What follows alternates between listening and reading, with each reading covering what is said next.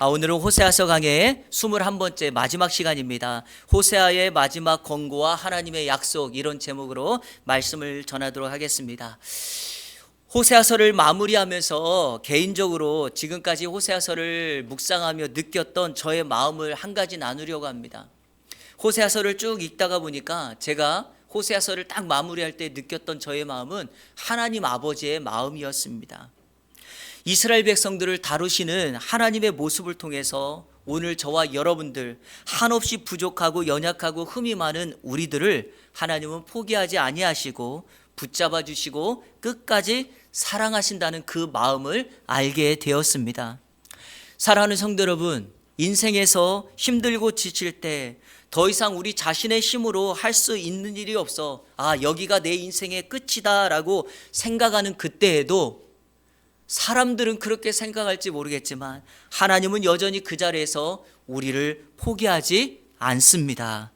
그러기에 우리는 호세아서를 읽으면서 우리를 향한 하나님의 눈먼 사랑을 배우게 되고, 그 하나님 아버지께로만 돌아오면 탕자라 할지라도 어느 누구라 할지라도 품어주시고 회복시켜 주시고 한없이 받아주시는 하나님의 사랑을 경험하게 될 것입니다. 오늘 호세아서의 마지막 시간입니다. 여러분의 앞으로 놓여진 인생의 여정 속에서 하나님의 사랑이 다시 한번 필요하다고 생각하시는 분들은 이후에도 계속해서 호세아서를 읽고 묵상하시면 호세아서에서 역사하신 하나님의 그 사랑이, 불같은 사랑이 저와 여러분의 인생에 함께 하실 줄로 믿습니다. 오늘 호세아서 14장의 이 말씀 마지막으로 호세아가 하나님을 배교했던 이스라엘 백성들에게 권고의 말, 권면의 말을 합니다. 그리고 그 약속에 그 말씀에 대하여 하나님은 약속을 합니다. 그리고 우리가 그 하나님의 약속을 받은 우리가 어떻게 하면 하나님의 사랑을 지속하며 계속해서 유지하며 살아갈 수 있는가에 대하여 오늘 말씀을 그렇게 나누어서 함께 여러분에게 전하며 은혜를 받고자 합니다. 자, 첫 번째, 백성들에게 마지막으로 전하는 호세아의 권고는 무엇인가? 우리 한번 1절 말씀 다 같이 읽겠습니다. 1절 시작. 이스라엘아, 내 하나님 여호와께로 돌아오라. 내가 불의함으로 말미암아 엎드려졌느니라. 아멘. 호세아 선지자의 마지막 권고는 여호와께로 돌아오라라는 것입니다. 호세아서에서 반복적으로 강조했던 여호와께 돌아오는 것이 살 길이라고 하는 그 말씀을 마지막으로 또 명령하고 있습니다. 사랑하는 성도 여러분, 여호와께로 돌아오라는 말은 삶의 방향과 방식을 하나님께 조정하고 내 인생에 있었던 불의와 죄를 하나님 앞에 구하여 용서를 구하며 그렇게 살라는 것입니다. 왜냐하면 하나님께로 돌아오는 것만이 우리가 살 수 있는 유일한 방법이기 때문이죠. 다른 방법이 있다면 다른 길을 찾으면 됩니다. 다른 방법이 있다면 그 사람을 찾아가면 됩니다. 그러나 이스라엘의 지금 문제, 그들의 삶의 회복, 그들의 살 길은 딱 하나밖에 없습니다. 하나님께로 돌아가는 거죠. 세상은 하나님을 믿지 않고 세상의 신을 쫓아가며 살아가는 사람들이 수없이 많습니다. 그들의 삶을 보면 외적으로 참 잘 사는 것처럼 보입니다. 좋은 것들을 먹고 좋은 것들을 누리고 가지며 많은 것들을 누리며 삽니다. 그래서 외적으로 보기에 주변 사람들이 그 사람을 보면서 부러워할 만한 요소들이 많이 있습니다. 하지만 여러분, 이런 외적인 요소가 우리 삶의 전부가 아니죠. 사람은 내적인 모습, 즉 영혼의 문제가 있습니다. 우리의 영혼의 문제는 외적으로 나타나는 것들로 해결되지가 않습니다. 그래서 영혼의 문제를 해결할 수 있는 유일한 방법은 바로 하나님께로 돌아가는 것. 이것을 신약 성경은 이렇게 표현합니다. 우리 한번 요한복음 14장 6절을 다 같이 읽겠습니다. 시작. 예수께서 이르시되 내가 곧 길이요 진리요 생명이니 나로 말미암지 않고는 아버지께로 올 자가 없느니라. 아멘. 예수님이 유일한 구원의 길인 줄 알아. 그 예수님을 믿는 사람만이 누구에게 갈 수 있다? 아버지 하나님께로 갈 수 있고, 아버지 하나님께 나아갔을 때 그분이 우리의 인생의 모든 짐을 풀어주시고 해결해 주시고 그 안에서 진정한 안식을 누리게 해 주신다. 저는 여러분의 삶에 주님과 함께하며 누리는 안식이 많아지기를 주님의 이름으로 축원합니다. 오늘 호세아가 하나님께 돌아오는 것이 너희가 살 길이라고 말하면서 오늘 성경에 특별히 강조하는 단어가 하나가 있어요. 2절을 이렇게 시작합니다. 2절을 너는 말씀을 가지고 여호와께 돌아오라. 뭘 가지고 돌아오래요? 말씀을 가지고 돌아오래요. 성도 여러분, 말씀의 회복을 의미합니다. 이스라엘의 죄악은 엄밀하게 말하면 말씀을 저버린 것입니다. 하나님의 말씀을 저버리니까 우상을 섬기고 하나님이 아닌 자신의 뜻을 따라 사는 것입니다. 이스라엘 백성들이 자신들의 불의를 제거하고 우상을 태우고 삶을 다짐하는 것보다 가장 중요한 우선순위를 하나를 꼽으라면 말씀의 회복입니다. 말씀이 회복되면 자신의 삶에서 우상이 잘못되고 기준이 잘못됐고 문제가 무엇인가를 정확하게 깨닫게 됩니다. 그러니까 하나님의 사람에게, 성도에게 있어서 가장 중요한 것은 말씀의 회복입니다. 저와 여러분의 삶의 중심에 하나님의 말씀이 딱 자리 잡으면 그 인생 결코 세상에 타협하거나 세상의 것을 물들거나 세상의 유혹에 빠지지 않게 될 것입니다. 시험과 유혹이 찾아와도 견고하게 맞서 그 말씀으로 이겨낼 줄로 믿습니다. 사단이 우리를 공격할 때 맞서 싸울 수 있는 하나님의 전신갑주를 에베소서 6장에서 소개합니다. 그런데 그 6장에 보면은요, 6가지 하나님의 전신갑주 중에 머리부터 발끝까지 중심을 이루는 진리의 허리띠가 있습니다. 허리띠. 이게 삶의 몸의 딱 중심이거든요. 상체와 하체를 딱 붙잡는 거예요. 근데 그게 뭐라고요? 진리의 허리띠예요. 진리가 뭡니까? 바로 로고스, 하나님의 말씀입니다. 다시 말해서 우리 인생의 중심에 하나님의 말씀이 딱 붙잡아 있을 때 우리 인생은 결코 세상에 흔들리지 않고 하나님을 끝까지 붙잡고 살아가게 될 줄로 믿습니다.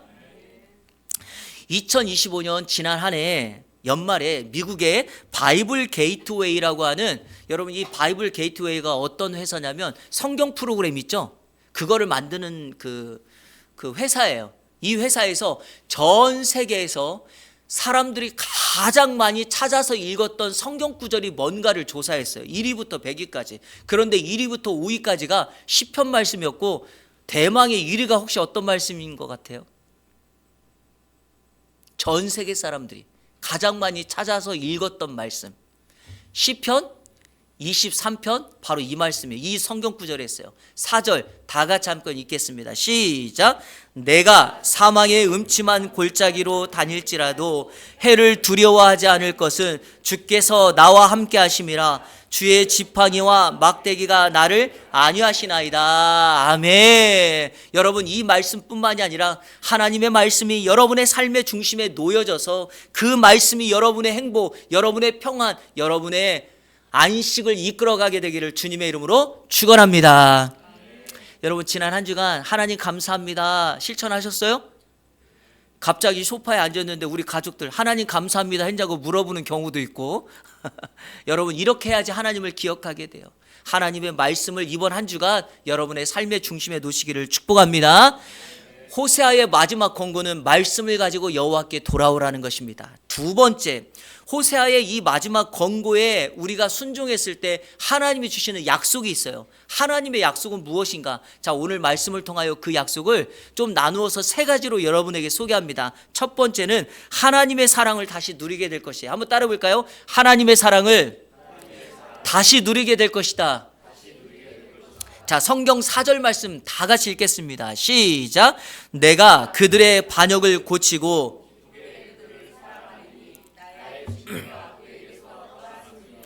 아멘. 자신의 잘못을 뉘우치고 하나님께로 돌아가는 사람들에게 하나님은 그들을 용서해 주십니다. 아니, 용서해 주실 뿐만 아니라 오늘 성경 말씀 그대로 기쁘게 그들을 사랑하십니다. 여기 기쁘게라는 단어가 중요하니까 여러분 성경에 기쁘게라는 말을 동그라미를 쳐놓으십시오. 하나님이 우리를 사랑하는 방식은 기쁘게예요. 어쩔 수 없지, 마지못해서 사랑하는 방식이 아닙니다. 여기 기쁘게라는 말의 원어 그대로의 뜻이 뭐냐? 자발적으로 자원함이에요. 그러니까 하나님은 우리를 어떻게 사랑했다고요? 어쩔 수 없이 마지못해서 사랑한 것이 아니에요. 자발적으로 자원해서 사랑하는 것입니다. 제가 지난 한 해 우리 이한교회 사랑이라고 하는 주제를 표어로 삼고 하나님의 본질적인 사랑을 회복하자고 여러분에게 강조하며 요한 1서의 말씀과 호세아서의 말씀을 계속해서 전하여 오늘 마지막 시간이 되었습니다. 여러분, 이 세상은 사랑이 식어집니다.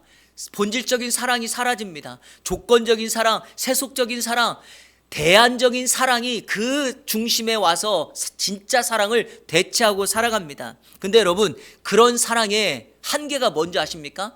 자원함이 없는 사랑이에요. 그러다 보니까 자원하지 않는 사랑은 유통기간이 이미 끝나버립니다. 성도 여러분, 유통기한이 지난 음식을 먹으면 어떻게 되죠? 배탈 나요.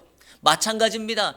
유통기한이 지나버린 사랑, 마지못해서 하는 사랑은 반드시 그 사랑에 상처를 주고 그 사랑이 누군가를 아프게 하고 병들게 합니다. 하지만 하나님께로 돌아가면 하나님이 우리를 향한 그 사랑은 결코 우리에게 상처를 주거나 우리를 병들게 하거나 우리를 아프게 하지 않습니다. 도리어 우리 하나님은 어떤 상황이든 간에 우리를 자발적으로 자원하여 우리를 사랑하여 주셔서 어떤 한계, 어떤 죄악, 어떤 아픔이라도 한없이 품으시는 하나님의 사랑을 경험케 될 것입니다. 이 사랑을 이월 한 달 경험하는 우리 이 안에 성도님들 되시기를 축복합니다. 자, 두 번째, 하나님께 돌아오면 하나님 어떤 약속하시는가? 이슬과 같은 하나님의 은혜를 누리게 될 것이에요. 이슬과 같은 하나님의 은혜를 누리게 될 것이다. 하나님이 약속해 주십니다. 오늘 성경 5절 6절 같이 읽겠습니다. 시작. 내가 이스라엘에게 이슬과 같으리니 그가 백합화같이 피겠고 레바논 백향목같이 뿌리가 박힐 것이라. 그의 가지는 퍼지며 그의 아름다움은 감람나무와 같고 그의 향기는 레바논 백향목 같으리니. 아멘. 제가 성경에서 가장 좋아하는 성경 구절 가운데 하나예요. 제가 호세아서 강의하면서 먼저 이 5절 말씀 한번 여러분에게 소개했죠. 하나님은 우리에게 이슬과 같은 하나님이다. 여러분, 회개하고 하나님께로 돌아오는 백성들에게 하나님은 이슬과 같은 은혜를 베풀어 주십니다. 놀라운 사실을 하나 말씀드릴게요. 이스라엘의 메마른 사막과 같은 기후에도 그곳에서 농작물이 자라는 이유는 새벽에 맺히는 이슬과 이른 비와 늦은 비의 정확한 때라는 걸 아셔야 합니다. 그런데요, 이 이슬이 특징이 하나가 있어요. 성도 여러분, 이슬은 한시적으로 나타납니다. 그렇죠? 새벽에 이슬이 맺혔다가 해가 뜨면 어떻게 됩니까? 이슬은 사라집니다. 우리가 잠자고 있으면 이슬이 있었는지도 알지를 못합니다. 자, 그러면 왜 이것이 은혜일까요? 하나님은 우리가 생각하지 못하는 때, 우리가 기대하지 않았을 때 하나님은 그렇게 이슬처럼 조용하게 잔잔하게 우리에게 찾아와 역사하여 주실 줄로 믿습니다. 사람을 붙여주시고 나는 기대하지 않았지만 하나님의 은혜를 경험케 하시고 또 환경을 열어주셔서 하나님의 이슬과 같은 은혜를 경험케 한다. 그런데 여러분, 이슬은 한시적으로 나타나고 눈에 잘 보여지지는 않지만 그 이슬의 결과와 영향력은 엄청납니다. 오늘 5절과 6절을 보십시오. 하나님의 이슬과 같은 역사 때문에 보십시오. 백합화가 핍니다. 백향목이 뿌리가 박히고 가지는 퍼지고 감람나무가 자라고 향기는 레바논의 백향목 같아. 작아 보이는 것 하나지만 한시적인 은혜 같지만 그 결과는 엄청난 파급 효과가 있다라는 것입니다. 저는 성도의 삶이 이렇다고 믿습니다. 세상이 우리를 볼 때는 매우 지극히 작아 보이는 인생이지만 기도하는 성도 한 사람 때문에 우리가 속해 있는 그 직장의 역사가 일어나고 우리의 속해 있는 가정이 살아나며 내가 만나는 사람들에게 선한 역사를 나타내게 될 줄로 믿습니다. 나의 만나는 그 만남 한 번이 누군가에게는 생명을 전달할 수 있는 기적을 만들어내는 역사가 일어나게 될 줄로 믿습니다. 그래서 우리는 하나님의 이슬과 같은 은혜를 경험해야 돼요. 그리고 여러분, 한 가지 드리고 싶은 말씀은 우리 인생 성도의 삶도 늘 업앤다운이 있어요. 근데 여러분, 업앤다운이 있지만 놀라운 사실은 우리의 인생을 뒤돌아보면 꼭 우리 입술로 고백되어지는 거 한 단어가 있어요. 하나님이 하셨다, 이거예요. 내가 잘해서 업된 것 같지만 하나님이 나를 도와주시지 않아서 다운된 것 같이 보이지만 아니에요. 업앤다운의 인생을 살아가는 우리의 인생 속에서 내 삶의 마지막 고백, 내 인생의 뒤안길을 돌아봤을 때 내 입술에서 고백되어지는 한 가지는 하나님의 은혜로 여기까지 왔고 하나님의 은혜로 살았다라는 것입니다. 그래서 믿음의 사람들이 세상을 떠나갈 때 하나같이 고백하는 게 다 이거예요. 하나님의 은혜 감사하다. 하나님이 아니면 여기까지 오지 못했다. 하나님이 아니라면 우리 가정이 여기까지 오지 못했다. 이런 거죠. 저는 2월 한 달 동안 여러분의 삶의 여정, 걸음마다 하나님이 하셨다라고 간증하는 우리 성도들이 되시기를 주님의 이름으로 축원합니다. 세 번째, 하나님의 약속이 있어요. 하나님의 보호하심을 받게 될 거예요. 한번 따라해 볼까요? 하나님의 보호하심을 받게 될 것이다. 이거 약속이에요. 왜? 오늘 7절 다 같이 읽겠습니다. 7절 시작. 그 그늘 아래에 거주하는 자가 돌아올지라 그들은 곡식같이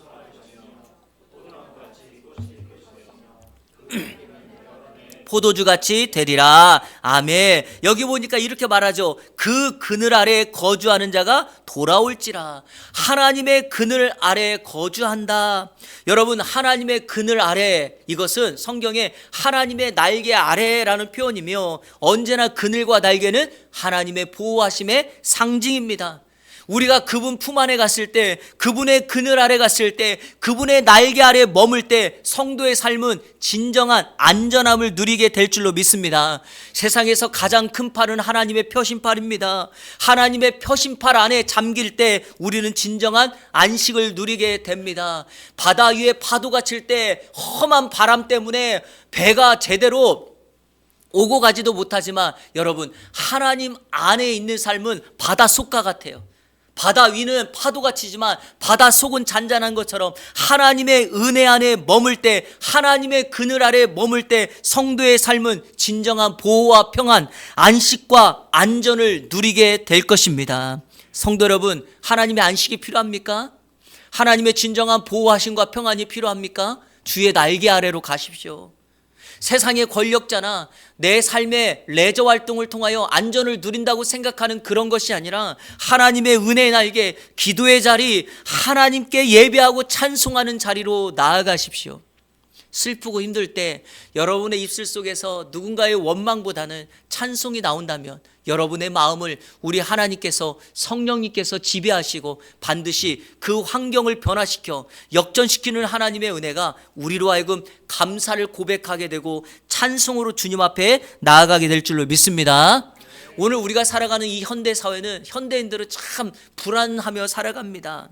평안과 보호를 누린다는 것이 너무 힘들어요. 어려워요. 뭘 보면 알 수 있냐면 우리 한국 사회에 새롭게 각광받고 있는 사업군들이 있어요. 대표적인 사업군이 뭔지 아십니까? 바로 보안업체예요. 여러분 혹시 집에 CCTV 달아 놓으셨나요? 네. 귀한 재산이 없어서 그래요. 좀 부자인 사람들은 집에 CCTV를 다 달아놨어요. 왜 그럴까요? 불안하니까 그래요. 그래서 카메라, CCTV를 만드는 업체들, 그리고 그것을 이용해서 세콘과 같은 이런 보안업체들이 지금 굉장히 인기가 많습니다. 심지어는요, 좀 더 재력이 있거나 여유가 있는 사람들은 경호업체를 동원해서 자신을 지키게 합니다. 그리고 우리가 잘 아는 것처럼 나는 내 자신을 지켜야 된다라고 해서 여러분 경호, 호신술을 배우는 학원과 스포츠 센터들이 인기에 있습니다. 그런데 여러분, 이런 것들이 이렇게도 발전하는데 왜 여전히 우리는 평안을 누리지 못할까요? 이런 것들이 진짜 우리에게 평안과 만족을 주지 못한다는 거예요. 삶이 편안해도 내면이 불안하기 때문에 그렇죠. 제가 다시 강조합니다. 우리 삶의, 우리 인생의 진정한 평안은 외적인 삶이 아니라 내면의 삶이에요. 동의하시면 아멘 한번 해보세요. 아멘이십니까? 맞아요. 내면이 평안하고 내면이 안전할 때 우리는 안전함을 누릴 수 있어요. 아무리 거대한 외벽을 쌓아도, 제가 전에 한번 설교 때 말씀드렸지만 만리장성에 그 성이 중국을 지킨다고 했지만 북방과의 전쟁에서 만리장성이 여러분 무너졌던 이유가 뭡니까? 성 안에서 사람들이 문을 열어주기 때문에 그래요. 외적으로 성벽은 지켰을지 모르지만 내면에서 사람들을 관리하지 못하니까 그런 것 아니겠습니까? 성도의 삶도 마찬가지입니다. 우리의 외면, 외적인 걸 잘 우리가 기르고 세우고 준비하는 것처럼 우리의 심령, 마음, 그리고 우리의 신앙을 먼저 준비해야 됩니다. 그래서 믿음을 갈고 닦고 믿음을 훈련하고 믿음을 성장시켜서 믿음이 우리의 삶을 이끌고 승리케 한다라고 하는 사실을 기억하셔야 됩니다. 진정한 안식처 주님께로 나아가는 것입니다. 진정한 평안의 장소는 하나님의 그늘 아래 머무는 것입니다. 그래서 제가 다시 한번 성경 구절을 소개하려고 하는 거예요. 아까 읽었던 시편 23편 4절에 뭐라 그랬죠? 다시 한번 읽어볼까요? 시작. 내가 사망의 음침한 골짜기로 다닐지라도 해를 두려워하지 않을 것은 주께서 나와 함께 하심이라. 주의 지팡이와 막대기가 나를 안위하시나이다. 아멘. 저는 이 성경 구절이 왜 전 세계에서 지난 한 해 동안 사람들이 가장 많이 읽었는가를 그대로 알겠더라고요. 왜냐하면 우리 인생은 언제나 사망의 음침한 골짜기를 다니며 해를 받는 듯한 두려움에 휩싸일 때가 많습니다. 그때 하나님이, 목자 되신 하나님이 나와 함께 하신다는 그 사실, 목자 되신 하나님이 당신의 손에 쥐고 있는 지팡이와 막대기로 우리를 안위하신다는 것, 이 안위한다는 말을요, 번역 성경을 찾아보면 보호하신다, 보살펴 주신다, 인도하신다 라고 되어 있어요. 그러니까 세상에 수없이 많은 안전장치가 우리를 보호하고 보살피고 인도하는 것이 아니라 여호와의 지팡이와 막대기가 우리의 삶을 둘러 우리를 안위하시면 우리의 인생에 진정한 평안의 역사가 일어나게 될 줄로 믿습니다. 자, 여기서 한 가지만 더 전진해 나가겠습니다. 우리는 이 말씀을 하면 언제나 우리는 잘 되는 것만 생각해요. 그런데 성도의 삶은 그런 경우만 있는 것이 아니에요. 제가 지난주 설교할 때 역설의 하나님에 대해서 말했죠. 성도의 진짜 신앙의 증명은 여기에 있지 않아요. 하나님의 안위하심은 다른 방식으로도 나타난다는 거예요. 멕시코에 티우아나라고 하는 마을이 있어요. 케냐라고 하는 어린 소녀가 암에 걸려서 암과 투병하고 있는데, 이 아이가 엄마에게 나 이제 너무 힘들어서 죽고 싶다라고 말하면서 나 이제 예수님께 갈 거라고, 이제 나 포기하고 싶다라고 하는 말을 엄마가 영상으로 찍어서 그걸 SNS에 올렸더니 그것이 정말 전 세계에 사람들에게 보여져서 사람들이 이 아이와 엄마를 후원하고 기도하고 응원하기 시작했어요. 그런데 그들의 기도와 그들의 후원과는 다르게 2024년 9월 30일에 이 케냐는 예수님께로 갔어요. 여러분, 얼마나 원망스러워요. 기도했잖아요. 응원했고 후원했잖아요. 그런데 하나님이 들어주시지 않고 이 아이를 데려갔어요. 원망과 불평이 가득할 수도 있었는데 이 케냐의 엄마가 아이의 그 죽음 이후에 어떤 일을 벌이는가, 병원에서, 그리고 병원 앞에 있는 마을에서 케냐에게 받았던 사랑을 다른 사람들에게 음식을 나누면서 흘려보내요. 그리고 더 나아가서 이 케냐의 엄마가 자기 아이와 똑같은 상황에 있는, 동일한 상황에 있는 그 어려움을 겪고 있는 환자의 부모님들을 찾아가서 자신의 아이의 이야기를 하면서 그들을 위로하고 격려하는 일들을 감당하는 거예요. 그래서 이 엄마가 자신의 SNS에 뭐라 그랬냐면, 내 딸은 죽었지만, 내 딸은 예수님께 갔지만 케냐의 유산은 남아있고 케냐는 지금 이 땅에서 살아서 동일하게 역사한다, 이렇게 표현했어요. 여러분, 자신의 어려움과 아픔이 별이 되어서 누군가를 비추게 하고 누군가를 섬길 수 있는, 여러분, 이 재료가 바로 하나님의 은혜, 하나님의 안위하심을 배우는 자리 아닙니까? 우리는 언제나 잘 되는 것만 생각하지만 아닙니다. 그것만이 아니라 하나님을 증명하고 목자 되신 하나님이 내 삶 속에서 역사하는 그 은혜를 나누는 것이 진정한 하나님의 은혜를 구하는 것인 줄로 믿습니다. 바로 이것이 하나님의 불같은 사랑을 경험하는 역사인 줄로 믿습니다. 마지막 세 번째, 이렇게 하나님의 약속을 받은 우리가 이제 앞으로 평생의 삶 속에 지속적으로 어떻게 하나님의 사랑을 유지하며 살아갈 수 있을까요? 여러분, 호세아서 14장을 읽어보면 마지막 9절이 한 절이 따로 독립되어 있죠. 자, 우리 9절 말씀을 다 같이 읽겠습니다. 시작. 누가 지혜가 있어 이런 일을 깨달으며 누가 총명이 있어 이런 일을 알겠느냐. 여호와의 도는 정직하니 의인은 그 길로 다니거니와 그러나 죄인은 아멘. 여러분, 성경에 여호와의 도라는 말에 동그라미를 쳐놓으십시오. 성도 여러분, 여호와의 도는 길입니다. 길. 하나님이 정하신 길이에요. 그런데 이 길로 갈 때만 의인들은 넘어지지 않고 의의 길로 갈 수 있다라고 하는 거죠. 그러니까 이 길로 계속해서 나아가면 하나님의 사랑을 잃지 않고 계속해서 갈 수 있어요. 자, 그런데 이 길이 어떻게 나타나는 거예요? 성경에서 여호와의 도는 항상 이 도를 뭘로 표현하죠? 말씀으로 표현합니다. 자, 설교 시작할 때 여호와께 돌아올 때 뭘 가지고 돌아오라? 말씀을 가지고 돌아오라. 회복도 여러분 여호와의 말씀입니다. 하나님의 사랑을 유지할 수 있는 방법도 하나님의 말씀입니다. 그 하나님의 말씀이 저와 여러분의 삶을 이끌고 세상에서 흔들리지 않게 할 것입니다. 우리 마지막으로 디모데후서 3장 16절 17절을 읽는데 쉬운 성경으로 한번 읽겠습니다. 같이 읽겠습니다. 시작. 모든 성경 말씀은 하나님께서 감동을 주셔서 기록되었기 때문에 진리를 가르쳐주며 삶 가운데 무엇이 잘못되었는지 알게 해줍니다. 또한 그 잘못을 바르게 잡아주고 의롭게 사는 법을 가르쳐 줍니다.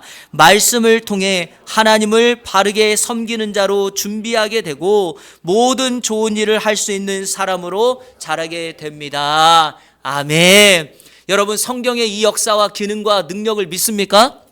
그렇다면 저와 여러분들 평생의 삶에서 이 하나님의 모든 성경 말씀이 우리 인생의 길이 되게 해야 됩니다. 우리의 자녀들이 이 말씀을 붙들고 살아가게 해야 됩니다. 각박한 세상에서 어려움을 당할 때 우리 아이들이 다시 믿음의 길을 향하여 올라설 수 있는 방법은 하나밖에 없어요. 세상의 지식이나 세상의 가르침이나 영어 단어 하나가 아니라 하나님의 말씀이 우리 인생을 그렇게 세워갈 줄로 믿습니다. 하나님의 말씀을 붙잡아 하나님의 불같은 사랑을 깨달아 이 땅에 저와 여러분이 하나님의 진짜 사랑, 참 사랑, 그 하나님의 눈먼 사랑을 세상에 흘려보내는 하나님의 사랑을 회복하는 그 은혜가 있기를 주님의 이름으로 축원합니다. 우리 같이 찬양하겠습니다. 내 삶에 들어온 주님의 말씀이 내게 빛이 되시니. 그래 여러분, 말씀이 내 인생에 들어올 때 내 삶에 빛이 일어나는 것, 그 빛을 바라보며 우리는 비상구를 향하여 나아가게 됩니다. 그 말씀이 내 삶의 어두움, 절망 가운데 소망이 되어서 다시금 힘을 가지고 살아갈 수 있게 됩니다. 여러분, 하나님의 말씀이 여러분을 인도할 거예요. 힘들고 지칠 때 다른 곳에 가지 아니하고 하나님의 말씀을 붙잡는 저와 여러분의 삶이 되시기를 축복합니다. 같이 고백합니다.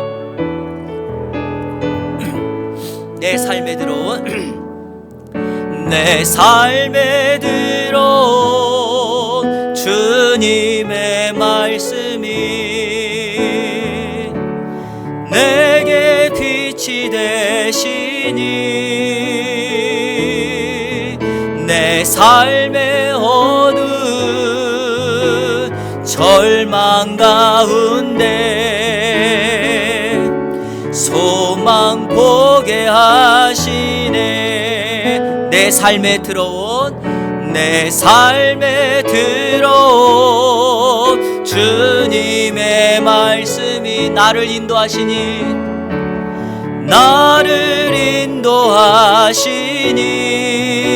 내 삶의 막막한 문제 가운데 주 뜻 보게 하시네. 말씀이 내게 역사하기를, 말씀이 내게 역사하기를, 말씀이 내게 살아있기를, 하나님 말씀을 듣겠나이다. 주님의 음성을 듣겠나이다. 우리 처음부터 다시 고백합니다. 내 삶에 들어온 주님의 말씀이 내게 빛이 되시니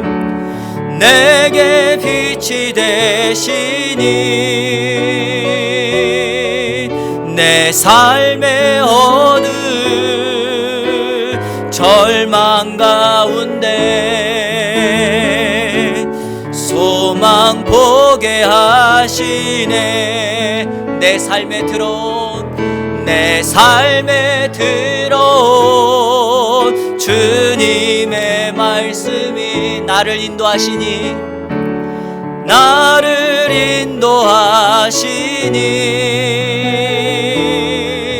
내 삶의 막막한 문제 가운데 주 뜻 보게 하소서. 주 뜻 보게 하시네. 말씀이 내게 역사하기를, 말씀이 내게 살아있기를. 하나님 말씀을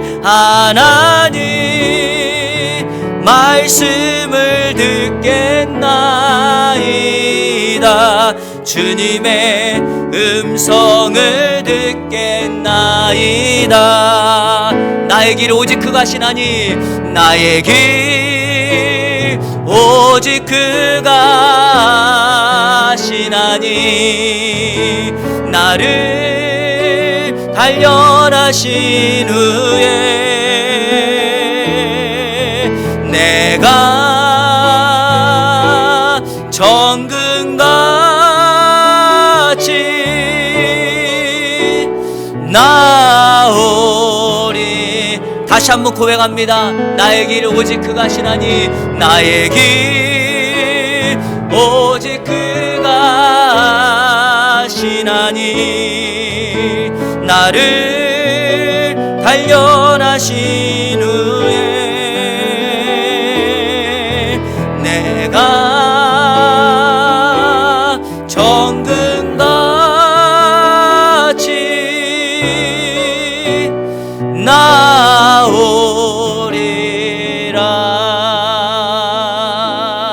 아멘.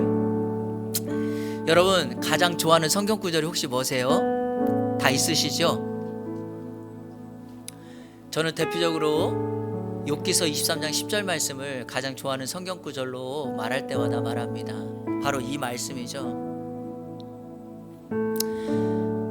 제가 그 청소년 시절에 좀 병치를 해서 참 아픔이 있었습니다.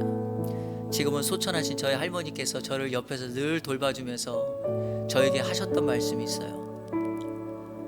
제 이름이 형석이잖아요. 옆에서 늘 이렇게 저를 위로해 주시고 기도해 주셨어요. 형석이, 너는 지금의 고난을 통하여 하나님께서 너를 쓰려고 정금같이 만드는 거야. 나의 가는 길 오직 그가 하시나니, 나를 단련하신 후에는 내가 정금같이 나오리라. 이 말씀을 계속 해주셨어요. 신앙생활을 너무 열심히 하고 있던 저였기 때문에 왜 나에게 이런 일이 왔을까 늘 고민했어요. 하지만 여러분, 누군가가 나를 위해서 기도하고 있고 성경 말씀이 내 삶에 들어왔을 때 여러분, 그 인생을 바꾸는 건 아니겠습니까? 그때 제가 목사가 되겠다고 결단한 거죠. 지금의 저가 된 거죠. 하나님의 말씀이 여러분의 인생에 들어오면 삶이 바뀌어요. 그러니까 책 얘기, TV 이야기, 가족 이야기 많이 하지 마시고 말씀 이야기 하셔야 돼요. 하나님의 말씀을 여러분의 심령에 둬야 돼요. 모일 때마다 지난주에 목사님이 그 말씀 했잖아. 그 말씀 둬야 돼. 목자 되신 하나님이 지팡이와 막대기로 아니하신데 그 말씀 붙잡아야 돼. 이렇게 해야 돼요. 여러분, 그 한 말씀, 그 한마디가 인생을 바꾸는 것 아니겠습니까? 지난주 설교 때 여러분에게 소개했던 여러분, 장로님이 유학 갔을 때 그의 부모님이 뭐라고 했어요? 쪽지 하나를 줘서 조상의 하나님이 너와 함께 하기를 기도한다. 그 한 말씀이 그의 인생을 뒤집어 놓은 것 아닙니까? 마찬가지, 오늘 사랑의 하나님이, 이슬과 같은 하나님의 은혜가 여러분의 인생을 바꿀 거예요. 이 시간 기도하겠습니다. 첫 번째, 하나님, 호세아를 통하여 우리에게 가르쳐주신 하나님의 사랑을 회복해 하여 주옵소서. 평생에 이 사랑 붙들고 살아가게 하여 주옵소서. 두 번째, 여러분, 오늘 이렇게 한번 축복하면서 기도할까요? 우리 이 안에 성도들, 우리의 사랑하는 우리의 자녀들, 그리고 우리 이 안에 다음 세대가 이슬과 같은 하나님의 은혜와 기적을 경험케 하여 달라고 이 두 가지를 놓고 우리 시간에 다 같이 통성으로 기도하며 나갑니다. 기도하겠습니다. 좋으신 아버지 하나님, 감사합니다. 오늘 호세아서의 마지막 말씀을 나누며 하나님의 불같은 사랑 다시 한번 경험합니다. 우리 삶의 말씀을 가지고 주님 앞에 돌아오고 하나님의 말씀을 붙잡고 붙잡고 여호와의 길을 향하여 나아갈 수 있도록 인도하여 주옵소서. 우리 삶에 하나님의 말씀이 들어와서 우리 인생을 변화시키고 하나님의 사랑을 누리는 역사가 있게 하여 주옵소서. 하나님의 말씀이 우리 교회 중심이 되고 하나님의 말씀이 우리 가정과 인생의 중심이 되고 사랑하는 우리 자녀들의 중심이 될 수 있도록 인도하여 주옵소서. 하나님, 특별히 기도합니다.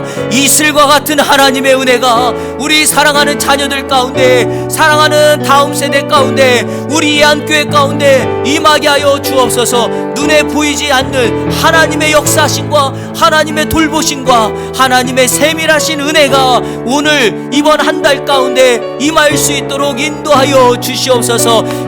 보이기에는 작아 보이지만 그 영향력은 엄청나서 열매를 맺고 가지를 푸르게 하는 것처럼, 향기를 발하는 것처럼 우리들이 하나님의 이슬과 같은 은혜를 경험하여 그렇게 주님의 은혜를 붙들고 나아가는 우리 안의 성도들 될 수 있도록 인도하여 주옵소서. 하나님, 이번 한 주간 2월 한 달 동안도 날마다 감사를 고백하며 하나님이 하셨다고 늘 감사할 수 있는 성도의 삶이 될 수 있도록 인도하여 주시옵소서. 우리의 가는 인생길에 함께하옵소서. 하나님의 은혜에 감사합니다. 하나님의 말씀을 가지고 주님께 나아가게 하시고 하나님의 말씀을 붙잡고 여호와의 길을 향하여 나아가 주님 계신 그곳에 다다랐을 때 하나님이 여기까지 인도하셨다고 고백하며 간증하며 주님과 함께 그 천국에서 왕노릇하며 살아갈 수 있도록 인도하여 주옵소서. 특별히 이번 한 주간 2월 한 달 동안 하나님의 이슬과 같은 은혜가 우리 교회와 사랑하는 성도들과 가정과 사업장에 임하게 하여 주옵소서. 예수 그리스도의 이름으로 기도하옵나이다. 아멘.